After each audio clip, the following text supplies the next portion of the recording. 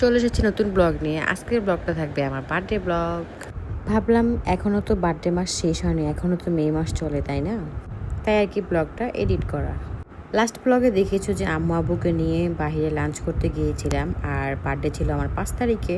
আম্মুর বাসায় রান্না বান্না করবো ফ্যামিলির সবাই একসাথে, কারণ বাবুনের তো একা একা পারবো না, আম্মু হেল্প না করলে হবেই না। তো আম্মুর বাসায় চলে এসেছিলাম। এটা হচ্ছে আমি দোলনা পেয়েছিলাম, বাবুর দোলনা।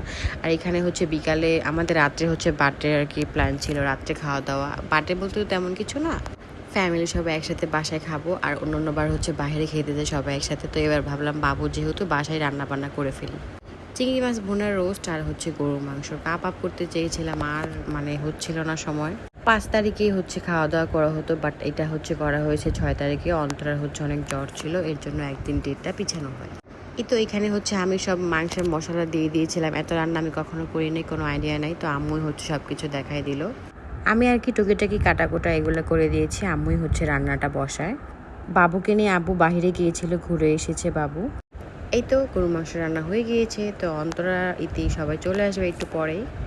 আগে হচ্ছে অন্তরা রাকিব আসে, তারপরে তালা ইতি আসে। এই যে এর মধ্যে হচ্ছে রান্না হয়ে গিয়েছিল। আর আজকের চিংড়ি মাছটা অনেক মজা হয়েছিল, সবাই বলেছে। ফ্যামিলি বোনরা সব একসাথে হলে আসলে ভিডিও তেমন করাই হয় না। সবাই যে গল্প করতেছিলাম, অন্তরা ইতি চলে এসেছিল, এর মধ্যে হচ্ছে আমি রেডি হয়ে গিয়েছিলাম। বাবু হচ্ছে ঘুমিয়েছিল, উঠেছে, তারপর ওকে একটু রেডি করে দিলাম। আবার হচ্ছে সে ঘুমায় যায়। আমার ছবি তোলার সময় তার ঘুমানো লাগে। তো এই ড্রেসটার সাথে হচ্ছে আমার ড্রেসটা ম্যাচিং হয়ে গিয়েছিলো। তো ভাবলাম আজকে হচ্ছে ওকে ড্রেসটাই পরাবো, দুজন matching matching dress. Birthday girl হলে কি হচ্ছে, কত কাজ তো করতেই হবে। এখন হচ্ছে সব খাবারগুলো রেডি করতেছিলাম টেবিলে নেওয়ার জন্য। আর তোমাদের ভাইয়ার হাতের রোস্টটা অনেক মজা হয়, অনেক ইয়ামি ইয়ামি। এখনই দেখে আমার খেতে ইচ্ছে করছে। তো এই তো এখানে হচ্ছে ক্যামেরাটা সেট করে দিয়েছিলাম। এক এক করে সব খাবারগুলো টেবিলে বেড়ে সাজিয়ে ফেললাম, বাট আমি একটু বিজি ছিলাম। দেখতেই পেরেছো সব কিছু রেডি করেছি, আমি একা করিনি, আসলে আম্মুও করেছে। তো ফোনে ভিডিওটা হচ্ছে অন্তরা করে দিয়েছিল আমাকে।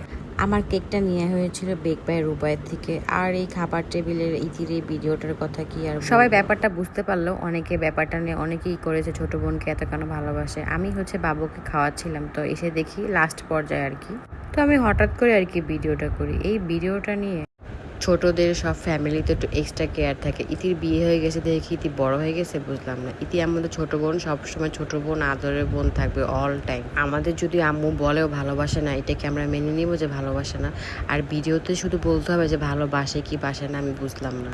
ছোটরা একটু সব কিছুতে আবদার বেশি করে, রাগ বেশি করে। ইতি একটু ওরকম, তোমরা অনেকেই জানো।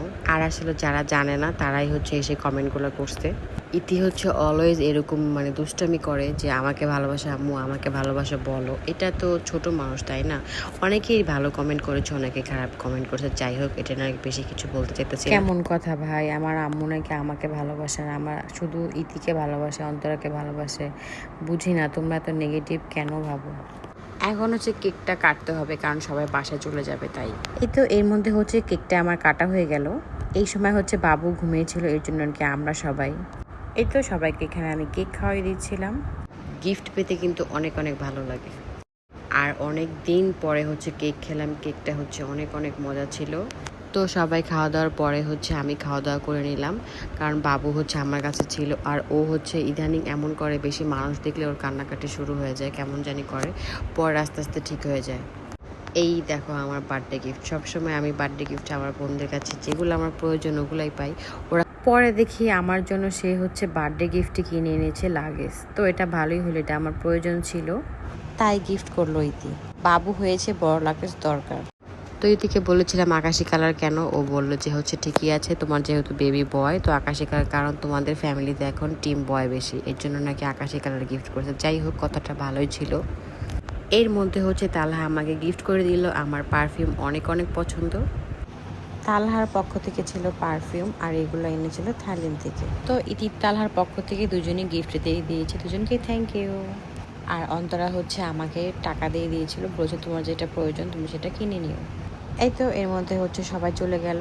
যাওয়ার আগে ইতি বলেছে বাবুকে উঠাও, তো বাবুকে দেখে চলে গেল। আর আমরা সেম সেম ড্রেস পরেছি, বাট একটা ছবিও ছিল না। যাই হোক, এই ছিল হচ্ছে আমার এই বছরের বার্থডে ব্লগটা। দেখা হবে নেক্সট ব্লগে। টাটা, বাই বাই, আল্লাহ হাফেজ।